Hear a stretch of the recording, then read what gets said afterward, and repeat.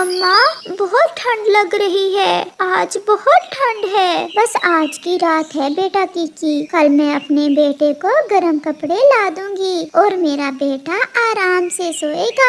मैं कल चिड़िया के साथ जाऊंगा और अपने बेटे के लिए गर्म कपड़े ले आऊंगा। कबूतरों का वो परिवार अपने घर में बैठा ऐसे बातें कर रहा था।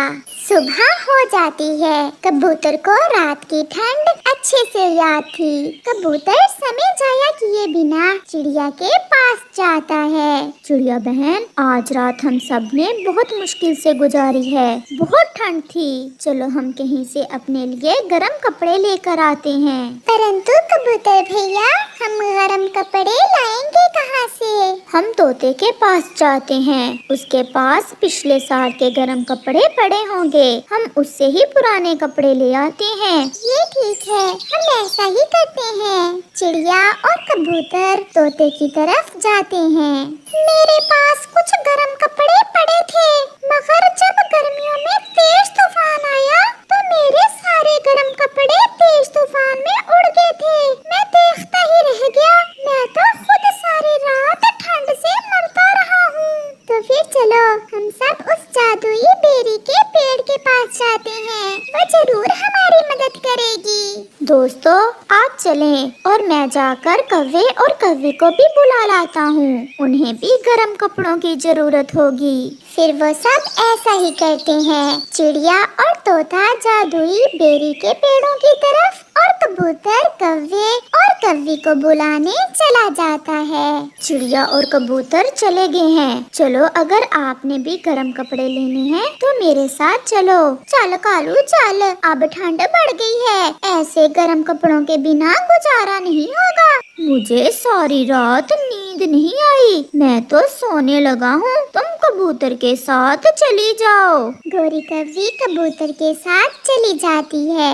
कबूतर भैया, यही है ना वो दोनों जादुई पेड़? हाँ हाँ चिड़िया बहन, बेरी के 2 जादुई पेड़ यही हैं। चिड़िया, क्या ये पेड़ हमें गर्म कपड़े दे देंगे? क्या आप सब गर्म कपड़े लेने आए हैं? मैं तो गर्म कपड़ों का पेड़ नहीं, मैं तुम्हें सोना और चांदी दे सकता हूँ। अगर आपको गर्म कपड़े चाहिए तो वो सामने वाले दूसरे पेड़ के पास जाएं। चिड़िया, चलो हम सब उस दूसरे पेड़ के पास जाते हैं। कितने पागल है ये पक्षी, सोना और चांदी छोड़कर गरम कपड़ों वाले पेड़ के पास जा रही हैं। चलो गोरी बहन, रुक क्यों गई हो? हमें देर हो रही है। ठहरो, मुझे इस पेड़ से कोई बात करनी है। पेड़ जी, क्या हम सोना चांदी और गर्म कपड़े दोनों चीजें नहीं ले सकते?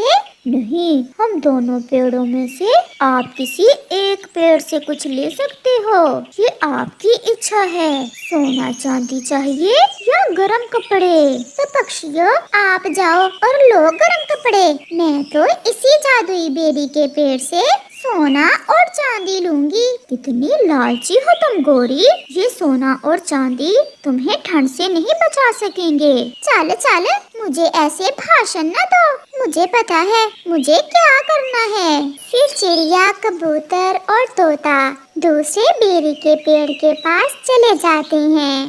बेरी के जादुई पेड़ जी, हम आपसे गर्म कपड़े लेने आए हैं। क्या आपने मेरे दोस्त पेड़ से सोना और चांदी तो नहीं लिया?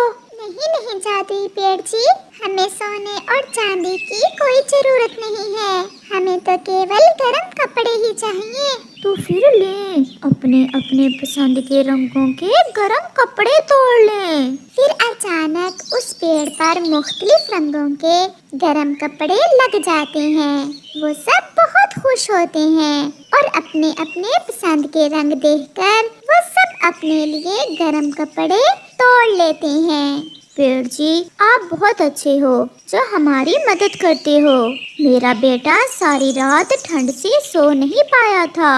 मैं पिछले कई बरसों से ऐसे ही पक्षियों की मदद करता चला आ रहा हूँ। बस लालच ना करना। अपनी जरूरत पूरी करना। फिर वो सब अपने गर्म कपड़े लेकर वहाँ से चले जाते हैं। गौरी भी सोने और चांदी के पेड़ से ढेर सारा सोना और चांदी तोड़ लेती है। मैं हैरान हूँ कवि, तुम्हारे सभी दोस्त गर्म कपड़े लेकर चले गए और एक तुम हो कि सोना और चांदी मांग रही हो। पेड़ जी, अगर घर में सोना और चांदी हो तो ठंड महसूस नहीं होती। अब मैं जाऊँ? जाओ और फिर लौट कर ना आना। हम दोनों पेड़ साल में एक बार ही आप पक्षियों की मदद करते हैं। फिर गौरी भी सोना और चांदी लेकर वहाँ से चली जाती। देखो देखो किकी, आपके पापा आपके लिए गरम कपड़े ले आए हैं। ये गरम कपड़े तो बहुत अच्छे हैं। और मैं अपने बेटे के लिए लाल रंग की टोपी भी लाया हूँ। वो सब बहुत खुश थे क्योंकि वो अब ठंड से सुरक्षित थे। चिड़िया भी अपने बेटे को गरम कपड़े पहना देती है। तोता तो हरे रंग में गरम कपड़े पहनकर बहुत सुंदर दिख रहा था। अरे गौरी, तुम गरम कपड़े लेने गई थी और ये क्या, तुम इतना ढेर सारा सोना और चांदी ले आई हो?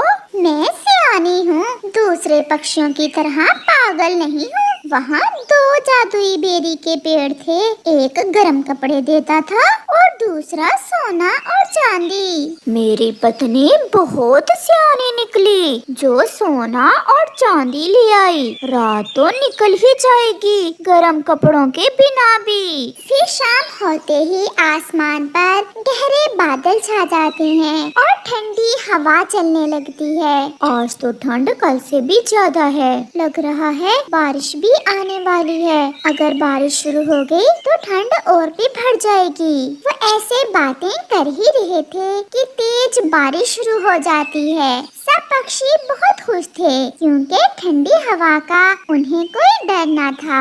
मम्मा, मम्मा, आज गरम कपड़े भी हैं और बारिश भी। आज तो मैं बहुत खुश हूँ। दूसरी तरफ गौरी और कालू पहले तो एक दूसरे से छुपाते हैं, फिर जब ठंड उनकी बर्दाश्त से बाहर हो जाती है तो वो दोनों रोने लग जाते हैं। कालू, क्या तुम्हें नहीं लगता मैंने सोना और चांदी लेकर गलती की?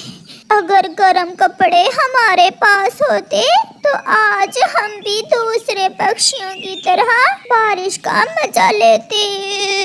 हाँ गौरी, मेरा तो ठंडी हवा से खून जम रहा है। अगर ऐसे ही बारिश होती रही तो मेरी तो कुल्फी ही जम जाएगी। अगर पता होता तो मैं अपने दोस्तों की बात मान लेती और सोना और चांदी लेने की बजाय गरम कपड़े ही ले लेती। सारे जंगल में सन्नाटा था और कौवों के रोने की आवाज दूर दूर तक जा रही थी। मर गए, मर गए, हाय मर गए, बहुत ठंड है। कालू, अब अगर आज बच गए तो हम कभी फिर लालच नहीं करेंगे। प्यारे दोस्तों, कभी लालच ना करो क्योंकि लालच बुरी बला है।